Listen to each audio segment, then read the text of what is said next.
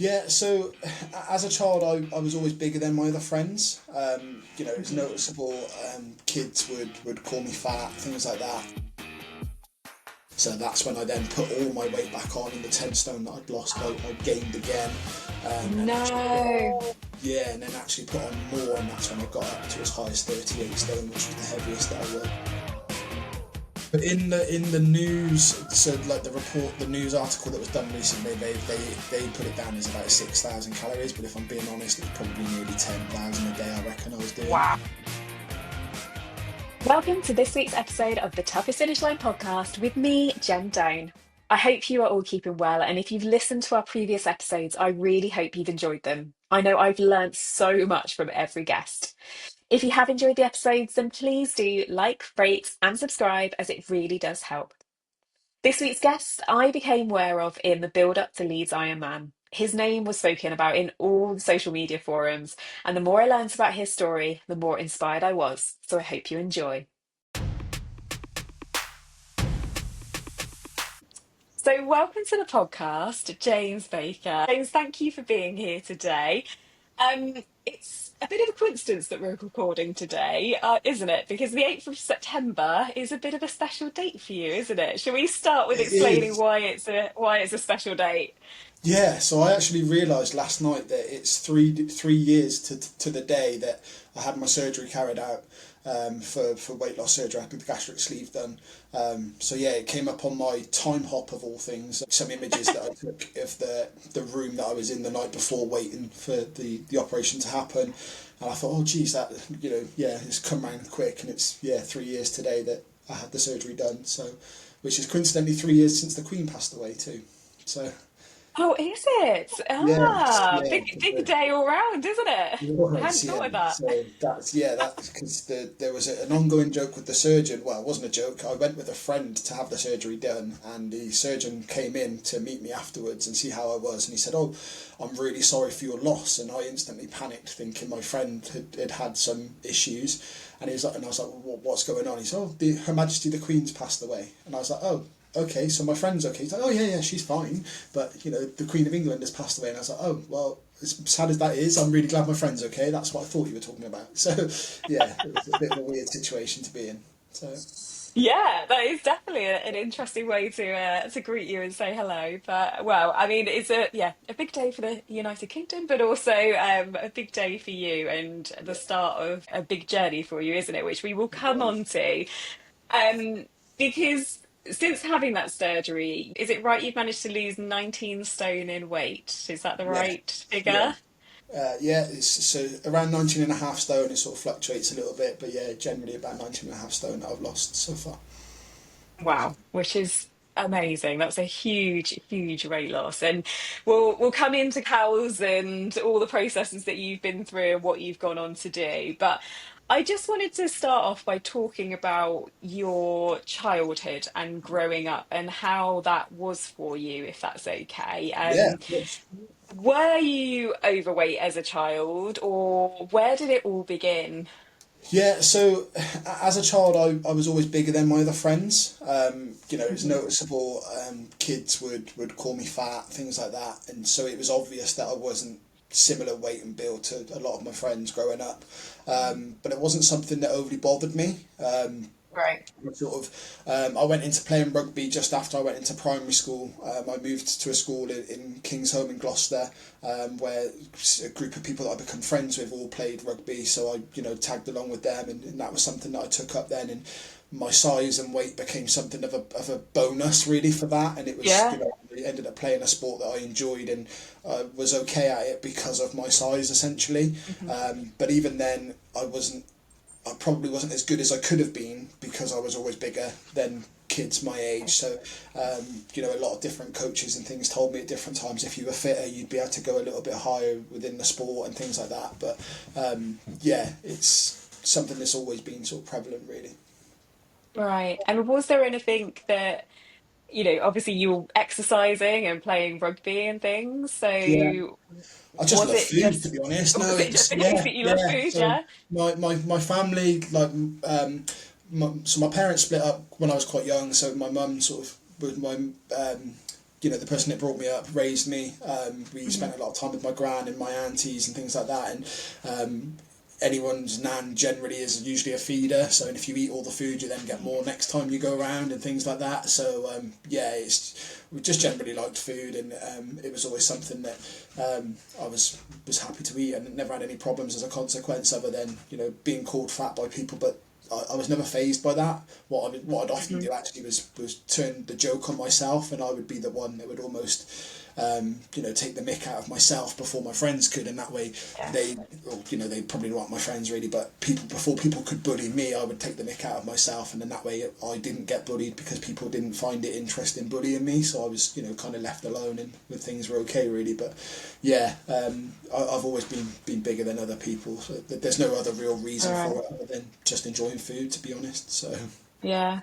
And I think people often say children who are going through bullying or anything like that, they either hide away or they do become the joker, don't they? And yeah, become yeah. the one that people laugh at. And was that a coping strategy for you, do you think? Probably, yeah, probably. I think that because certainly in senior school, for example, because I played rugby, the school that I was at wasn't renowned for being a really good sort of rugby school as such. There were some people that went on really well and played professional rugby, but football was the main sport within the school, and yeah, Yeah.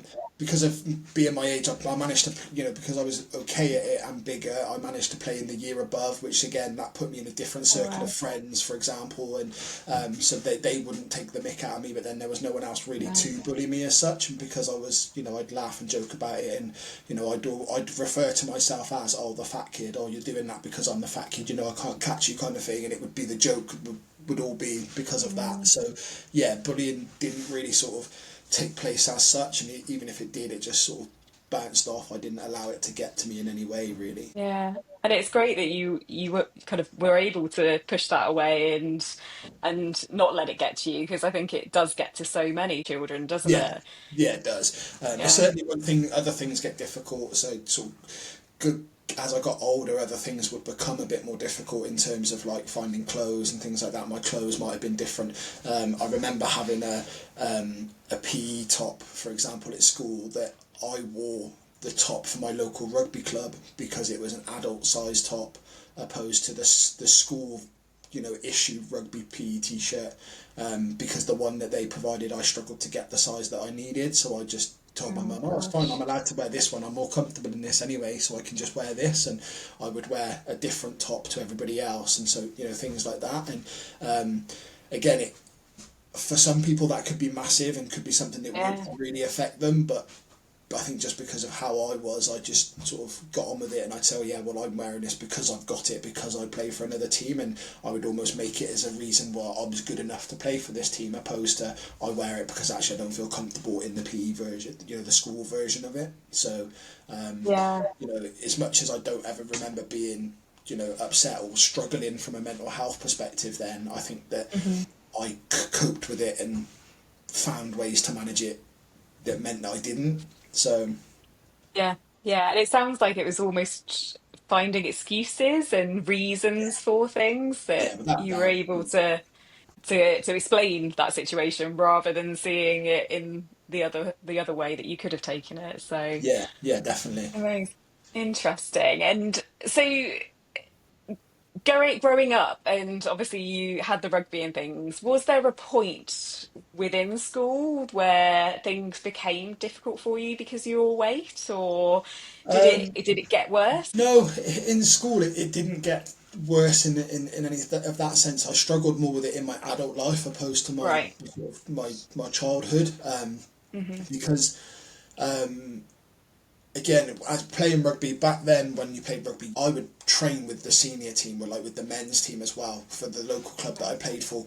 So I would always be out doing some form of rugby or Hmm. sport, and things like that. So that would keep me at a relative level, but again, it was still bigger than other people, because what I now know, which I probably didn't then, is that you can't out train a bad diet, for example. So if you're not conscious of what you're eating and things like that, you're still going to stay how you are, and you're not going to lose weight and things. So yeah, I was doing a lot of training, playing a lot of sport at the time, but obviously the food around it was also just as bad because I was eating convenience on the go all the time, eating between Hmm. different sessions and between school, and I would eat snacks on the way home, and then I'd have my dinner that my mum would have made, and then, as we sort of as I got older and lived with my mum and my stepdad and my sister growing up, we'd have dinner together, and then I'd have snacks in the evening, when my parents had gone to sleep and things. So, Hmm. yeah, what I know now is that obviously I couldn't have never have out trained that, but I wasn't as educated then. It wasn't something that interested me in that sense. I was just getting on with how things were. So Yeah, yeah, absolutely. And actually, I think potentially, like, you can't out-train a bad diet, but potentially that the training slowed yeah, the weight gain down a little bit, didn't it? yeah. Yeah, and I think it did because as I got into my adult life, that's when things really sort of spiraled. And when I stopped playing sport and I didn't do as much physical activity, that's when my weight then really sort of got out of control and really spiraled. So and that's when I got Yeah, up to my biggest then. yeah. So you had to stop rugby after school, or did you continue it into adult? I played up until really I was about 20, 24, 25, and then I had a shoulder injury that kept coming back, and it sort of I'd stop playing and it wouldn't hurt, would sort of go, but then as soon as I'd play again, any sort of contact would sort of cause the injury to flare up, and it would become a problem again. And then with just working, as I got into adult life, I moved out of my parental home. I sort of lived in a house share with some friends, Right. which weirdly was with my rugby coaches. It's a house that I Okay. rented off my rugby coach, so I still had that level of input, but I didn't play as much. I'd then just help sort of get the team together, or help on match days and things because of my injury. But actually, I think my weight was starting to increase. I then struggled to get fit again because of my weight going up, and I didn't enjoy Yeah. the rugby as a consequence of my weight increasing. So the easiest thing to say was, well, my injury stopped me from playing, when realistically it's probably because I got too big and too unfit, and I just didn't Mhm. enjoy it then. And with the fact that I was then working and I was doing shift work, as in health and social care, for example, um, Right. rugby just didn't become as much as a priority as it did. When I was young and at school, it was just all about rugby. I did school but Yeah. always played, and that was the main thing for me. But as I got into my adult life and had bills to pay and things, it wasn't as important. And if if you got injured and had time off, that has a financial impact if you're not working and earning money. So the easiest option was to just give up the rugby altogether. So Yeah. And as you say, was it at that point that the weight loss accelerated? yeah, yeah, yeah. That's when I started to put on most of my weight, and then um, so I had the surgery carried out in 2023, but a couple of years before that, just before COVID, I'd had a chat with a surgeon in the UK about having weight loss surgery, and was going to have Right. it done privately here in the UK. I was Okay. told I needed to lose a certain amount of weight first, and then I would qualify for it. And even though it was private, I still had to lose that weight first as like a sign of commitment, essentially. I did that, and then the surgery fell through, because of a finance issue. Gosh. And the way that I was going to pay for it fell through, and I wasn't able to pay for it essentially. So I then followed James Smith, who is an online PT. You might have heard of him. Yeah. Um, he Yeah. became like a no nonsense PT, just calling the that world out, and I followed his methods in terms of calorie counting and calorie deficit, and I actually lost 10 stone naturally by Wow. tracking all of my calories, increasing my physical activity by walking and things, and I'd lost 10 stone in that sense. And then COVID kicked in. I wasn't able to train in the gym as much as I was, so I tried to train in Yeah. my garden. That didn't work out as well. I thought I Mm. could eat intuitively, and I thought, oh, I know how many calories that is. I've tracked it for so long. I know that that's 500 calories, and that was, but the other stuff that I wasn't tracking wasn't 500 calories, that was more. So that's when I then put all my weight back on, and the 10 stone that I'd lost, I gained again, and actually No. yeah, and then actually put on more, and that's when I got up to as high as 38 stone, which was the heaviest that I was. So yeah, Gosh, 38. So and to have to lost it all and then put that back on yeah, again. yeah. I mean, how was that mentally for you? Was there a point when you'd realized it, or did it just? happen and So creep up on you? I sort of I knew it was going back on because clothes that I'd managed to get into when I started to lose the weight, I obviously wasn't fitting. It wasn't comfortable anymore. I was constantly pulling t-shirts down to try and hide my stomach. So I was then having to buy bigger t-shirts again, and ones or find out t-shirts that I had and sort of put to the back of the wardrobe and hope that I'd never need them. And then I knew I was getting bigger than that again because it also got to the point where the biggest clothes that I already had was no longer fitting either, and I was having to buy Gosh. more clothes. And it got to the point where I couldn't fit into my car. I was struggling to get into my own vehicle, so I had to swap cars with my girlfriend um, because it just wasn't comfortable. And I was getting to the point where even Giacomo and Premier Man, sites that are made for bigger men, were no longer, Mhm. they were getting to the point where I was struggling to find clothes on their site that was then fitting me. So it was then really that I was like, look, if I want to be around for my children, I need to do something about this now. And that's when Yeah. I then explored going for weight loss surgery, but going abroad because the cost was just so much cheaper.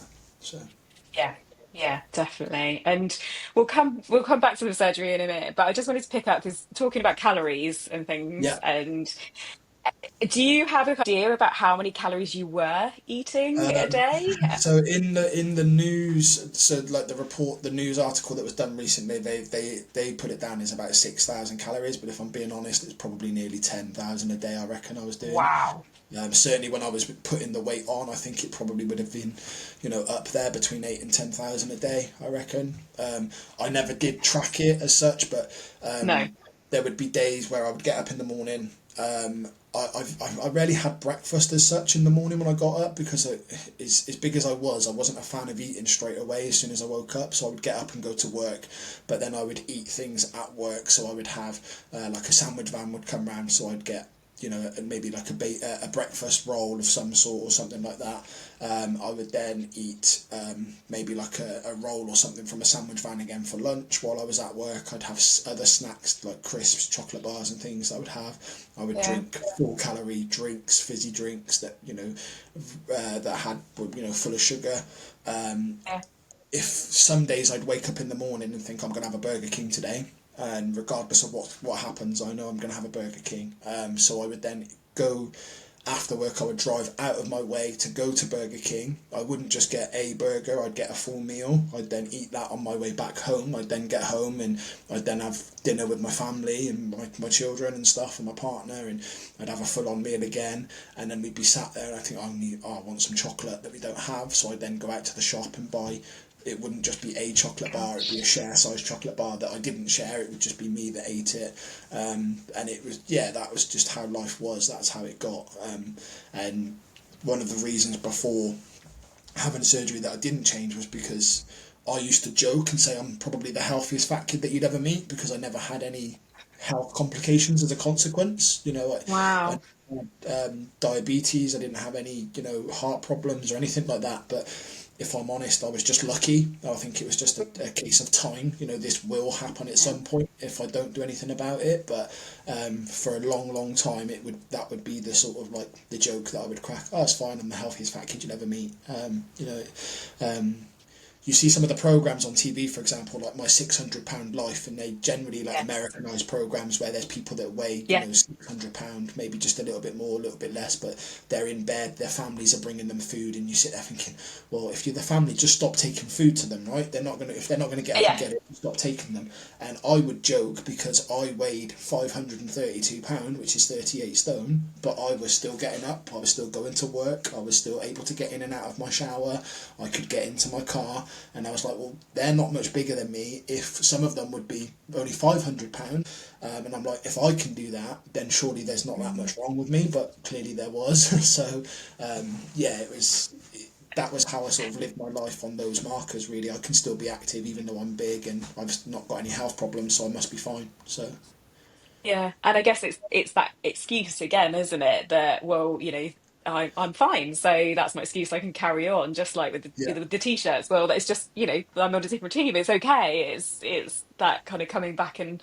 it's that rationalization in your head that was not yeah, helpful at the time, isn't it? yeah, And you've just said how there was, you carried on and you were still working and still going out and you were going and getting their food. But were there things that you were struggling to do because of your weight? Yeah. My son plays rugby, so he plays rugby on a Sunday morning.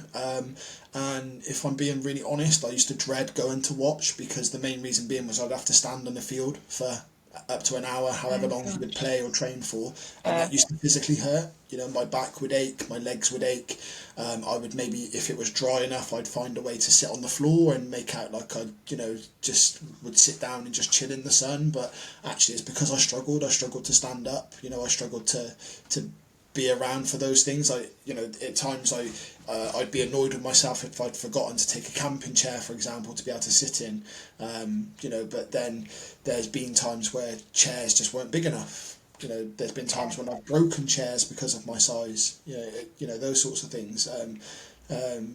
Yeah, the car was a big one. I'd have my own car, but when I got into it, my stomach used to touch the steering wheel. I used to struggle to get in and out, and I'd think to myself, well, what if there was an emergency? What if something was to happen and I needed to get into my car quick in order to get somewhere, or I needed to get Yeah. out of my car? And when I parked the car, I'd have to consider where I park it so that I could open the door wide Of enough to be able course. to step out Yeah. and pull myself out. And so I ended up swapping cars with my partner because she had a Safira, which was a much bigger car. It was a seven-seater.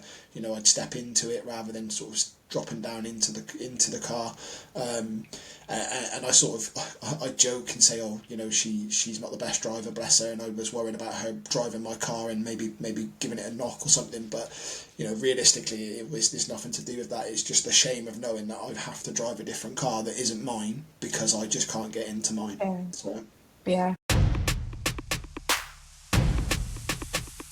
For this week's episode, we have partnered with Enator because every runner we speak to has one thing in common: resilience to help you cross that finish line. Injuries, setbacks, comebacks, it takes more than mileage to stay in the game. Enator's performance insoles use PX1 technology to absorb shock, return energy, and help you recover stronger. They're trusted by elite athletes and built for runners who don't back down. I've been wearing Enator insoles throughout my training, and they have hugely helped to reduce impact during running and protect me from injury. Right now, you can get 15% off with the code ToughestFinishLine at enator.com. Back your body, keep showing up, endure more with Enator. So you mentioned that you did an amazing diet, that with the calorie counting and monitoring that, you were able to lose the weight. And yeah, unfortunately, COVID came and it affected a lot of things in life, let alone, by the sounds of it, you with putting the weight back on again. So what made you decide to go for gastric sleeve surgery? because for me it was always only ever a tool. Hmm. If I'm honest, I know that not many people, really, no one's ever said it to my face, but I know that a lot of people would think that I've taken an easy option. I've had weight loss surgery. It's probably the easy route to go down. When in some ways, if I'm being honest, it's probably the harder way because actually what doesn't change by having weight loss surgery is my mindset and how I think about food. Yeah. Earlier on I told you that I would wake up in the morning and think I'm gonna have a Burger King today, and I've never been addicted to drugs or alcohol, so I can only say on what my experiences are. But that for me was how I assume people that maybe have got a drug addiction or an alcohol addiction, that's how they would feel Okay. when they wake up in the morning. And that would sit in the back of my mind all day. I need to go and get that. At some point today I need to have that food, and it wouldn't stop until I had it. Those things don't just go away because I've had weight loss surgery. No. They're still there. I still have to battle with those things at times, and sometimes that is very, very difficult. And now I've found, the sport of endurance sports, triathlons and things, which, as you know, probably need a lot more nutrition than ever before. That is something that's really difficult to do when you can't Yeah. consume large amounts of food. When someone does a carb load, that 2 days, 3 days before an Yeah. Ironman, and they're getting as much pasta and rice as they can into their bodies, I can't do that because my stomach doesn't allow me to consume large amounts of food. That becomes very difficult to the point where I'm physically sick if I overeat. That's what happens. I Gosh. don't get the feeling of feeling hungry now because part of the surgery that I have is it removes the stomach, and the part of the stomach that releases the hormone ghrelin, which is what makes you Yeah. feel hungry. So I'm very lucky in that sense that I don't think, oh my God, I'm really hungry today, I need to have some food. But what I do need to do is I need to say, actually, I need to make sure I fuel myself because I've got a hard bike set coming up later on today that I need to be ready for. Hmm.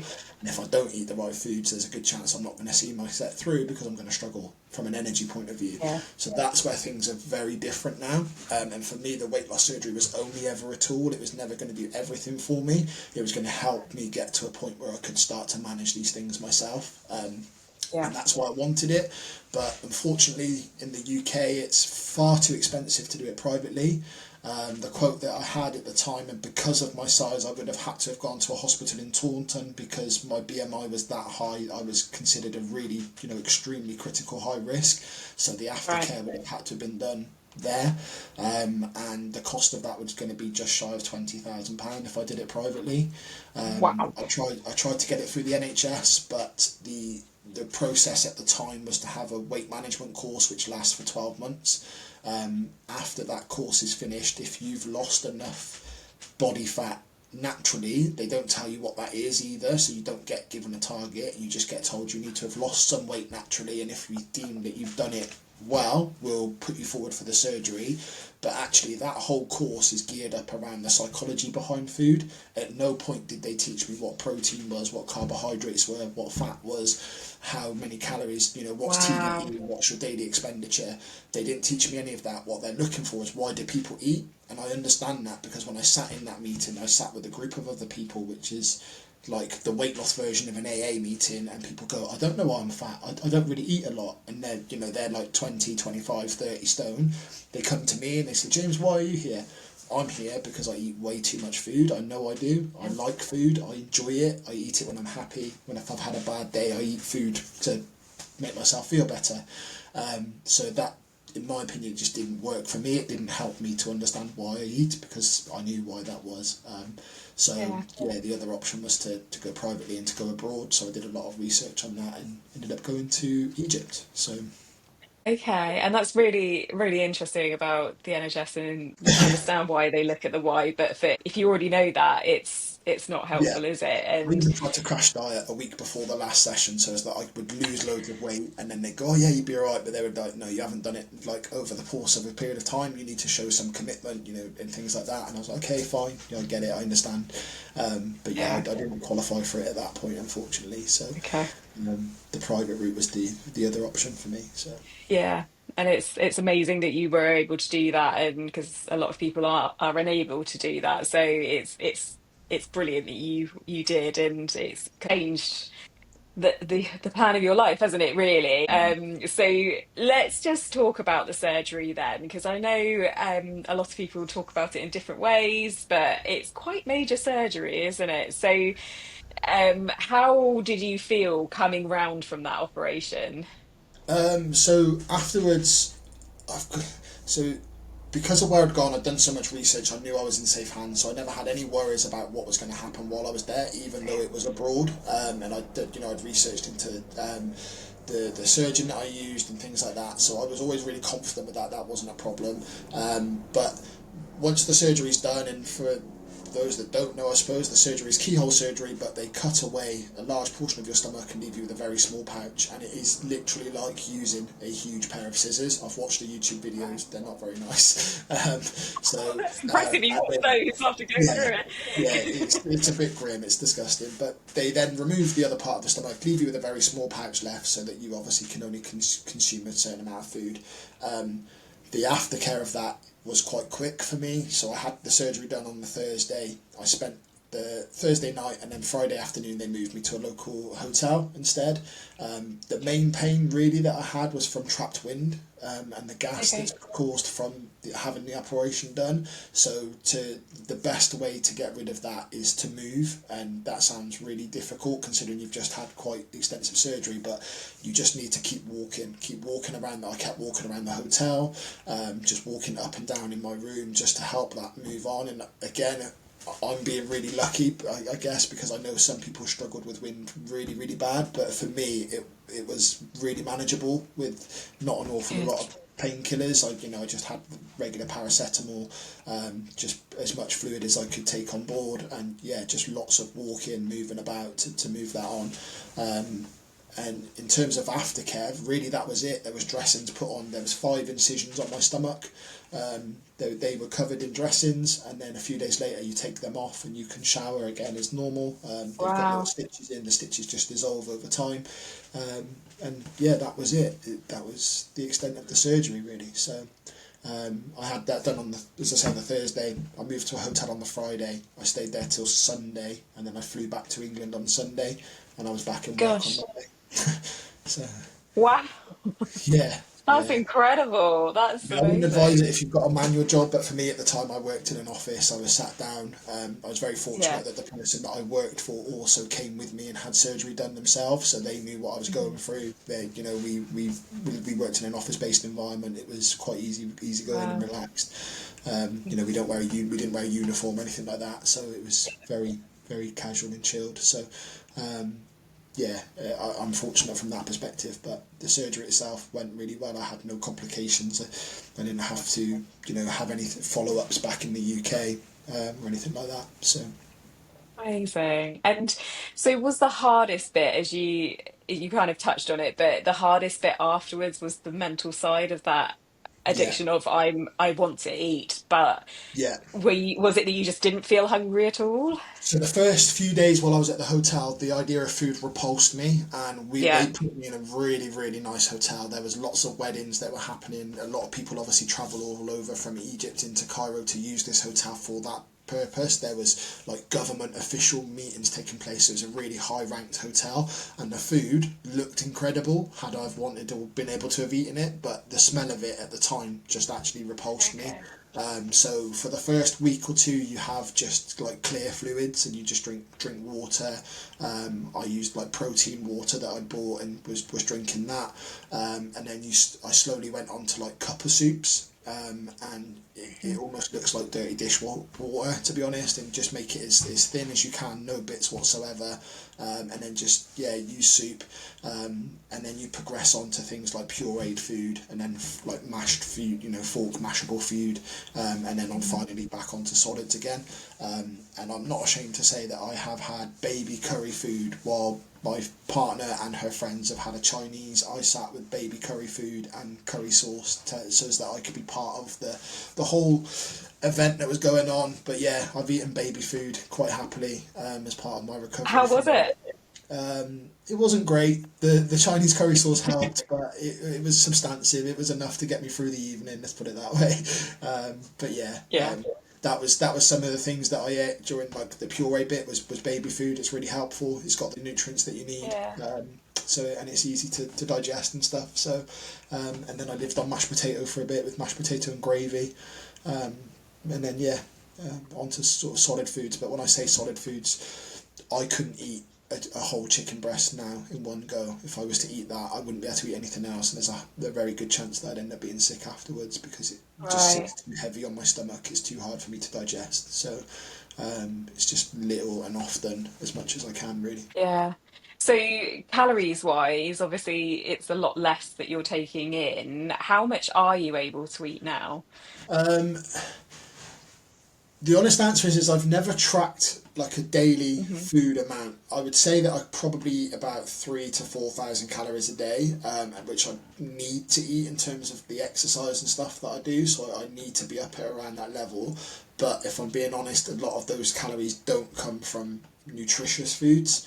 Weirdly, I can eat foods that are not nutritious at all, i.e. Pringles. I could sit and eat a whole tub of Pringles and not feel sick whatsoever now, but I also know that that is what got me there in the first place, was eating a tub of Pringles and chocolate Yeah. bars and things like that. So again, I have to be very careful around that. I'm at a point in my sort of journey then, I suppose, where I'm not losing weight at the moment. but I'm not gaining it either. And I've never really had to sort of pay attention to what I'm eating. I've got away with, I've almost been able to out train a bad diet, so to speak, but that's just because my bad diet is limited by the amount of calories I can consume based on volumes of food rather than Yeah. my selection of it. But I am working with a triathlon coach now in terms of my training, and one of the things that we've discussed on is nutrition and starting to try and sort of dial that in to lose some more weight, to try and make me a bit more economical on hills and things like that, and yeah, just help with the bike and things, that whole Yeah. journey itself. So last week, my feedback in my training was that I've struggled because I feel sluggish because I've eaten more. And by that, I mean I've eaten proper foods. I've been eating things like pasta. I've tried to eat, more things like that to help fuel my exercise, opposed to just getting by on whatever I could eat before and managing it that way. So I've eaten more proper foods and struggled as a consequence of it, and just feeling really lethargic and things. But we're Yeah. coming through the end of that now, I think, and I'm managing that a little bit better now. So Yeah, and I guess is it an element that your stomach has to get used to those foods again? yeah, So it's about yeah. finding the right foods, but it's going to take time for your stomach to get used to it. Yeah, yeah, correct. Yeah, so it's just finding Okay. what helps, and like I say, proteins I really struggle with. So meats and things is Hmm. something that I do really, really struggle with. Fortunately, I suppose in sort of endurance sport, carbohydrates are the friend. So they're the things that really help to fuel those things, but also the proteins are what helps with recovery. So that's the difficult element of it. But yeah, Yeah. I'm working through that slowly and just trying different things, a bit of trial and error.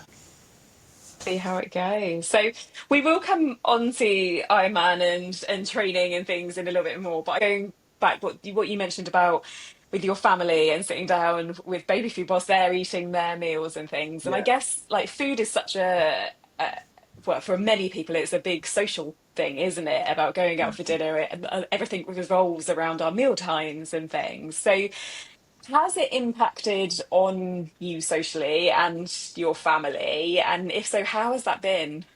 Um, it has in a way, because my girlfriend, bless her, she's almost tried to avoid taking me to situations where it's been based around food. So whereas for me, food doesn't bother me now. I could quite happily go and sit in one of the best restaurants in the world, watch everybody else eat, and it wouldn't bother me one bit, sitting and not having anything, or finding something on that menu that I can have a little bit of, and that's it. Yeah. But initially, for my girlfriend, she really sort of struggled around that, because food was always a big part of what we did. We would either host food and have people round, or we'd go to other people's houses for food. And she just didn't want to maybe try and put me in those situations. But yeah, we've over the last 3 years that's got better. We do a lot more now again. How we used to. We will go out and we'll go for food with friends. We recently hosted a barbecue, for example, there was a group of us that all did Ironman leads together from the triathlon club. So we had those guys round and their partners to come to our house, and we hosted a barbecue, which there was lots of different foods there, which was great. And again, I just managed it myself, Yeah. but a lot of other people around me struggled with it. A lot of family who know that food was such a big thing for me, and I would always have big portions of things. They've struggled for it, and even now when I cook, I still cook way too much food to what I need. So because I'm just in the Yeah. habit of it'll get eaten, Yeah. but it doesn't. So Yeah, and I guess it's just working it out for everybody about how it is, and as you say, it's been a yeah, development, hasn't it, from liquids to purees. So it's working it out for you, but also everybody else working it out. And yeah, and I guess the family as well. It's that they don't want to put you in a position that's going to make you feel uncomfortable or yeah, upset by it yeah, or anything. yeah, So yeah, it's I guess there's an element of treading on eggshells a little bit to make sure that you're okay. yeah, Yeah, yeah. and That was definitely. it's so interesting. And so coming on then, we've touched on it and your toughest finish line, obviously with weight loss. As you've said, you've always been into sport from a young age. But you've gone on to the big one this year was Ironman Leeds, but you've done some races and some triathlons before that, is that right? Yeah, so after I had my surgery in 2022, a really good friend of mine, Aaron, he He had done a 70.3 in Sicily, I think it was, and he'd really enjoyed it. And he'd done a lot of other sort of endurance based events. And he had spoken to me about triathlons, and I said, "Oh, I'd love to do a triathlon and give it a go, and maybe start training towards it." So he Yeah. said, "Okay, let's do it. We'll do one together. I'll do it with you." So Oh, we signed up for a sprint distance triathlon, which was to be done out of Lake 32 in Cirencester, like South Cerney way. Um, Unfortunately, that event got cancelled just due to lack of participants, and it's never happened since. So when it got cancelled, he then sent me a link and said, "Look, it's the exact same location, just a different event company." And it's 2 weeks after the one that we were going to do. Let's do that one instead. So I said, okay. So I perfect. signed up for it, paid the fee. Didn't think of anything of it. Started to do some training. I'd started to do some like walk runs around by where I live. I didn't even own a bike at that time, so I started using the watt bike at the gym to just do some cycling, but very little. To the point where I picked up my first bike on the Friday before the event that took place on the Sunday. So that's how close I left it before getting an actual bike and riding a bike. But two weeks or so before the event, I checked the confirmation email to try and find out what time everything was going to happen, and realised that it wasn't a sprint distance triathlon, it was actually an Olympic distance. Oh, So wow. where we were going to do a sprint originally, that got cancelled. So he was like, "We'll do this one." So I rang him. I was like, "What are you playing at? Why are we doing this?" And he's like, "Oh, you'll be fine. I'll stay with you." And again, not understanding how triathlons work, he can't stay with me because he can't ride within 12 metres on the bike. So to me, Yeah. staying with me, he's going to ride beside me and give me a push along if I need it. So that didn't happen. Um, and then a few days before the event, he then said, "Oh yeah, by the way, I'm going to see if I can set a PB for myself. I've done this race a couple of times now, and I want to try and set a personal best." And I said, "Well, there's no way you're gonna be with me. So you go and do you, and I'll just see how I get on." So yeah, I did the Cotswold 51.5, which was the first event that I did again in South Cerney. I came last out of everybody that took part on the day. It took me 4.5 hours, and I can honestly say it's probably one of the best things I've ever done. As emotional as it was really difficult.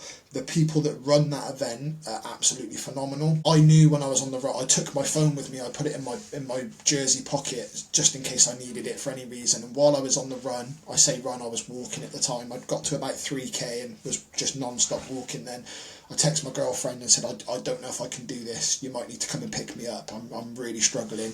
And she messaged me back and said, "Look, you're out there now. Just walk. However long it takes, just walk. Get back. At least you can say you've done it. Even if everybody else has gone home, at least you can say you've done the distance, and we'll just move on."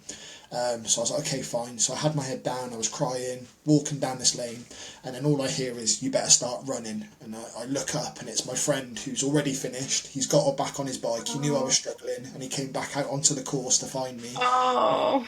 He was like, "Look, if you don't start running, I'm going to push you in the bush. So you either start running or you've got to get." I was like, "Okay." So I did the whole Peter Kay dad run. My feet, I felt like I was running, but I probably could have walked quicker. And yeah, the last 3k at that point to back into the finish line. And as I was coming into the finish line, there was a guy that I'd played rugby with years before, and hadn't seen him for a very long time, who had done the triathlon. He'd finished, and he was at the finish line waiting. Kindly clapped me in, celebrated that. I got over the finish line, burst into tears. My family and all, everybody was there, crying and whatever. And he just managed to worm his way in, this lad, and said, "Look, I know it's a bit difficult right now, but I'm part of a triathlon team now. If you want to get involved, just give me a shout." And then he sort of disappeared like Batman. Didn't hear from him again for a day or so. And yeah, that was that. I then decided that my goal then was to, the following year I wanted to do a 70.3, and then the year after that, which was this year, I wanted to go to full distance, and that was my aims and my targets. And I can get quite stubborn when it comes to things like that. So this year, even though I probably knew deep down I wasn't ready for full distance, I'd said that I was going to give it a go. And as soon as they announced that Leeds was going to be an event that was the first time it had happened, I just decided, look, I'm going to throw everything at it and see what we can do. So signed up for Leeds and went for that. And by that time I'd done 3 70.3s, and each one I'd got better. And Yeah, which I'd is actually, amazing. yeah, so I actually ended up taking off well over an hour off of my time in the Wow. 70.3. I've actually done the 51.5 3 times now. This year I wanted to really go under 3 hours. Unfortunately, I tried to be clever and do a flying dismount at the end of the bike, and I flew, but not in the way that I wanted to, and fell off Oh and no. grazed on my knee. And I ended up finishing the whole thing in 3 hours and 2 minutes. And I spent a minute of that debating with my girlfriend whether I was even going to run or not. And she was like, "Look, just go and give it a go, see how you get on." And yeah, so had I maybe just got on with it and not messed around a bit, I might have got under 3 hours. But that's next year's target now. So yeah, so I've done quite a few Absolutely. different Olympic distance. I've done three 70.3s, and I've had a go at Leeds, but unfortunately, obviously, I didn't make the bike cut off, so I wasn't able to go out on the run, which was highly disappointing. And yeah, it's been a driving factor ready for next year now. So Yeah. Yeah, we were chatting at the start of this call because people saw your story, and our Facebook group for Leeds Ironman was just chatting about James, or your Instagram handle, which is Titties to Triathlon, which I absolutely yeah, love. But everybody was chatting about you, and because it is such an inspiring journey, to have lost all that weight and then to be doing an Ironman is just phenomenal, really. An Ironman is hard enough as it is, let alone when you've had so much weight and you've been through surgery and yeah. having to build up. And as you've already touched on in terms of getting the nutrition in, is Yeah, incredibly yeah. So that was difficult. something I was really worried about, to be honest. And I'm gutted that I didn't get to try it on the run, because up until that point, I'd felt like my nutrition strategy had gone relatively well. Right. And yeah, unfortunately, I did get a puncture on the bike as well, which didn't help. That took me a long time to repair. I missed the cut off by 7.5 minutes, and No. I think that didn't help. But ultimately, regardless of that, I needed to be better. I needed to be stronger. So I was always going to be dodging cut off times, and deep down I Mm. knew that. So yeah, I'm just glad that my swim went really well. I was really happy with my swim time. I was over 15 minutes quicker than I thought I would be. So I can't moan about Wow. that at all. And just the day itself was really really good. It was just a really expensive training day, to be honest. So yeah. Yeah, that's definitely one way to describe it for sure. And so, in terms of the nutrition, obviously, like you touch on, the carb loading is a challenge. Are there strategies that you found that have you helped you to be able to get the nutrition in? Yeah, so I'd spoken to Kirsty, who coaches me from Total Tri Training, and she'd given me sort of a plan that she would normally follow, leading up into to an Ironman. And so with the travel from where I live in Gloucester up to Leeds, we travelled on the Friday. So part of that travel was I'd prepped food to take with me. I had it in a cool bag. I'd eaten lots of things like rice pudding. I had sticky rice that I'd cooked and took with me. Okay. Um, but for me, I just had to look at what did I need to eat, and instead of having, say, 3 meals a day or 3 meals and a couple of snacks, I had to basically just break that down into the whole course of the day and have just a little and often, and just Mhm. eat it as much as I could. And it almost felt like I just didn't stop eating, but it would be a couple of Yeah. mouthfuls here and there, and I'd just have bits of it and just do that. So I did that over the course of 2 or 3 days into the build up, and then I'd done some training using precision fuel and hydration gels, which had worked Mhm. out quite well, and I used that on the bike, and I stuck to my timings of that, and yeah, that worked really well. And Great. when I got to the point of, had I been able to have gone on the run, I felt like I'd have been able to have, even with the 7.5 minutes that I'd gone over, if they'd allowed me to have gone on as long as I came in the 17-hour cut-off, I think I would have been able to have done it still. But obviously, I'm aware that the rules are the rules. So Yeah. it's quite nice, actually, because the guy that stopped me as I came into transition, he was like, "How are you getting on today?" And I was like, "I'm okay, but I've got a feeling you're going to tell me something that's going to make me upset." And he was like, "I'm really sorry you haven't made the cut off." And I said, "Okay, that's fine. Would you mind telling me by how much I've missed it?" And he was like, "No, that's fine. Let me grab a laptop." So he came back and told me the time, and I said, "Look, I really appreciate that. Thank you very much for your time." Shook his hand, and he was like, "Well, Oh, what's that for?" I said, "Well, you've helped me. You didn't have to get your laptop. You could have just said, no, you've missed it, and that's it. And I could have waited for the times to come out and looked at it myself." I said, "But you didn't. You were helped." He said, "Oh," he said, "Well, I really thank you for not shouting at me, because a lot of people have shouted at me when I've had to tell them." I said, "Look, oh. At the end of the day, it's not your fault. You weren't riding my Yeah. bike. It was me that was doing it. So yeah, so he was really shocked, I think, by me being pleasant. But yeah, I then got my trainers on and just got out on the course as I was, and yeah, just watched the others come in, which that was really hard, if I'll be honest. Hearing I the bet. when you get into triathlon, the words of "you are an Ironman" is what everybody wants to hear, right? And it's I could hear that being said for a lot of people on that day, and Yeah. my name wasn't in there. So yeah, it's something that's driving me on for sure. Yeah, absolutely. And especially at Roundhay Park, it just echoed because Yeah, it's almost in a valley, isn't it? And it it just was. Yeah, echoed around the valley that you could hear it everywhere. So, I'll be honest. oh, I'd watched a friend. So the guy that had got me into triathlon, he done Tenby 2 years ago now, and he did Wales, and I went down to watch for the day, and just the atmosphere there was just incredible, and yeah, I did wonder whether Leeds would be able to sort of match that, and that's it. Yeah, I think it was definitely right up there. I didn't obviously go out on the run course. I stayed within Roundhay Park, up near where the big building was, where the lap round yeah. was. So I only stayed there, but even that bit was great. And from what I see from other people's videos, the run course itself was really, really well supported, and even the bike course was really well supported. So yeah, I Yeah. think it was definitely up there with Wales. So Yeah, interesting. Yeah, it was definitely and absolutely incredible atmosphere out on the run course, but one that is going to drive you to your next race for sure. And before yeah. we come on to that, what is it that Ironman or triathlon in general gives you, do you think? Why is it that you've got into it? So the thing that I like about it is that if you're part of a team, and I'm lucky enough now to be part of Tri Team Gloss, and there's loads of people there. We've had Great Britain, people that have represented Great Britain, people that do it, and walk the run section, for example. All different abilities, but the one thing is that everybody supports everybody, and it's just Yeah. been the level of had there, if I'd have got in at the end of that first triathlon I did and there'd have been nobody there, just, a man and his dog and the guy waiting to pick up the fences, I probably wouldn't have carried on. But the people from Tri Team Gloss, a lot of them had stayed right until the end to make sure they cheered Oh, everybody on. wow. And I think that that's something, they didn't know me, they didn't have to stay, they weren't there for me personally, just what they did was they stuck around, they grabbed a coffee and they just cheered everybody on. And I think that was something that made me think that that's really good to be part of. People have seen my social media and have said, "Oh, we follow you online," and I've been in the middle of a race and people have picked out, said, "Oh, I follow you on Instagram," for example. Well done for doing that. Yeah. And I'm like, "Okay, that's great." But then the other part of it is that it takes me to dark places that gets me to challenge myself. And if I Yeah. don't have a challenge, if I'm being honest, I'm petrified I'll go back to where I was before. And that if I don't Yeah. train and I don't focus on something, I have the ability to put a lot of weight back on.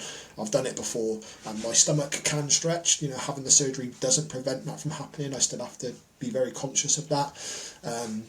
And I think that it's something that allows me to challenge myself without necessarily the physical things of rugby where you can pick up injury. Of course, you might get injured, but it's a lot less physical from that perspective. And I think that it's something that just challenges people, but the support and the community around just the world of triathlon in itself. And there's not many places that you get to take part in an event where there's professionals taking part as well.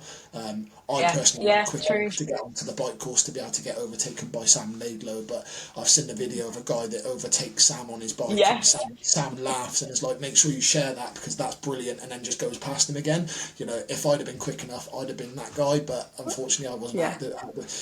as I was getting in the water, they were announcing Sam was about to get out as the front runner, so he was getting out on his bike and I was just starting to swim, so that's how quick he Um, was. But there's not many sports where you can do that and take part in that. no. So No, yeah, it's true. It's true. And as you say, the community support that you get through triathlon is just next to none. And I it know it's is. definitely something that it drives me and it keeps me on track. And when I'm struggling, you just look at other people's stories and it gives you that boost, which is what this podcast is all about, really. But as you Yeah, say, it almost becomes an addiction, doesn't it? A healthy it addiction. does. We've spoken about that on in previous episodes, but actually that's a lot better than potentially what could happen if you did go right. Well, I'm going to go back to food. Yeah, and some of your other guests, Jen, as well. I've listened to those other episodes, and people like that are what make the world of triathlon as well, and what make it. Yeah, It can be accessible to other people, and so. absolutely. But I see people that you've already interviewed before going to do Kona, completing Kona, and I know I'm never going to be good enough to qualify and get there to do that, but just knowing that that's somebody else's achievement is great, and to just be part of someone's journey just by listening to it. And there's the documentary that's on YouTube about, I think it's 2022, with Chris, the guy who I think was a partner of one of your previous guests before. It shows his journey on that as well, and just watching that documentary to see how people just battle through all sorts of adversity to go on and do it. And yeah, I think that's one of the things that keeps me coming back to doing it. Yeah, absolutely. I think that's Chris Nickish, isn't it? That's it. Yeah, Adrian's yeah, old partner. So yeah, yeah, it's just so inspiring, and I think it is, as you say, it gives hope to other people who may be struggling, but there is light at the end of the tunnel and they can come through it. So yeah, I just want definitely. to finish on that then, in terms of if there is somebody who might be going through obesity, or they might be overweight, or potentially considering losing weight and what next, what advice would you give to them? Firstly, I'd say just move. Get moving, even if it's just a walk. I've been there where I say, oh yeah, I'm active, but actually you're not. You're sat on the sofa doing nothing. But just get some form of activity, whether it's one of the first things of activity I did was I walked to the shop to buy a Mars ice cream, and the reason I bought a Mars ice cream was that it was less calories than a Mars bar, Right. and it meant that I walked down a big hill and I had to walk back up the hill to get home again. So the activity that I felt that I got off of it, the Mars bar was negligible in terms of calorie, content and stuff, but it just got me moving. First of all, if weight is something that is a huge problem, don't be adverse to the fact that weight loss surgery can help. A lot of people see it as a stigma, it's the easy option, it's the easy way out. It's not. It definitely isn't. It doesn't change people's mindsets and how you view food. There are days where I still wake up and feel like I really want a Burger King. That soon changes when I know that I'll probably end up being sick afterwards because I've consumed too much food. But it's still there. I still have those impulses. I still think about food in that way sometimes. So it's certainly not the easy route, but it's a way that if you use the tool effectively, it can help you so much. And there are ways of dealing with it and helping it. Looking out for people like James Smith, for example, who's got his online PT stuff, which is around calorie counting and monitoring food intake, utilising those things and just trying to educate yourself around food and why it's needed, opposed to it being just something that tastes good and that we look for a pleasurable experience. Just trying to understand it as a form of energy has changed my mindset a lot more as well. So Yeah. Yeah. yeah. And if Yeah. people want to ask questions, I'm very open about why I've done it, what happens as that surgery, where I went, why I chose this place that I went to. So, if anyone's got any questions and want to ask me personally, for example, then that's fine. I've got no issues with that as well. I'm very honest about why I Amazing. did it. So, yeah. So is the But best way to do that your Instagram? yeah, my Instagram is probably the best way. As you say, that's titties to triathlon. It's quite memorable. So, It's the yeah. number two though, isn't It it? is Is it, number is two, that right? yeah, Yeah. yeah, and that's supposed to be representative of my journey from going to having my own boobs to doing triathlon. I love it. I think it's great. I think it's yeah, it just shows your journey completely. It's amazing advice of just keep putting that one foot in front of the other, isn't it? And we've Yeah, often said that on this podcast, for any condition or difficulty that people are going through, it's just that one step at a time. So definitely. final question then, Jays. What is the plan going forward? Where are you going? Because I know that Leeds is probably leaving a little bit of a kind of It itch in the back is. of your head for needing something else. It is Where are we definitely. going? So there was a bit of an internal battle. Is do I go back and try and right some wrongs? And I think at some point I'd love to hope on the basis that they continue the event. It hasn't been announced yet. I know there's been some stuff on social media that suggests that it might not be, but I was one of probably thousands of people that emailed Ironman straight away asking the question, and the response was is that they're just doing a debrief. So at some point, if that continues, then Leeds may get a revisit visit, but for me next year it's going to be Ironman Wales, and it's going to be the year of my 40th birthday. It's going to be the main event for next year, and I'll definitely be going back to Cotswold 51.5 because I want to get under 3 hours, and I will not fall off my bike this time. I'm so excited, and I know that wherever it is, you will be running down that red carpet and hearing those words of "you are an Iron Man" because your commitment to it is completely there, and yeah, just how you inspire people without even putting yourself out there that much. Your story took off in Leeds on all the forums, so I know it is inspiring a lot of people, and it's great that you're going to continue to get out there and keep training. Yeah, and hopefully it does. That's why I've been so honest about it. If it helps somebody on their journey, then I'm all up for that. So Yeah. Brilliant. James, thank you so much for being so open and honest. And I know this will inspire a lot of people, and hopefully, people, as you say, can message you directly if they have any questions. But thank you definitely. so much for your time today. And I cannot wait to hear about when you cross that finish line. Thank you. Thank you for having me.